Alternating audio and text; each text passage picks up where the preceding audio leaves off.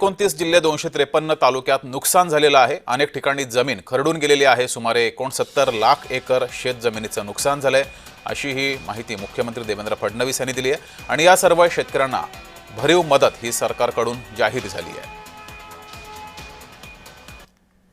साधारणपणे मेजर नुकसान जे आहे ते 29 जिल्ह्यांमध्ये झालेलं आहे।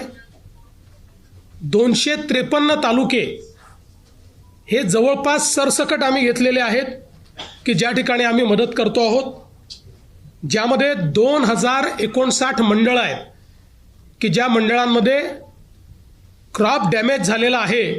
त्यामुळे 65 मिलीमीटरची अट आम्ही ठेवलेली नाही। जिथे क्रॉप डॅमेज आहे असं सगळं कव्हर करून त्या ठिकाणी मदत करण्याचा निर्णय हा आपल्या सरकारने त्या ठिकाणी घेतलेला आहे। महाराष्ट्रामध्ये 1,43,52,281 हेक्टर एवढ्या जमिनीवर पिकांची लागवड झाली होती। यापैकी साधारणपणे 68,69,756 हेक्टर एवढ्या जमिनीवरचं पिकांचं नुकसान झालेलं आहे।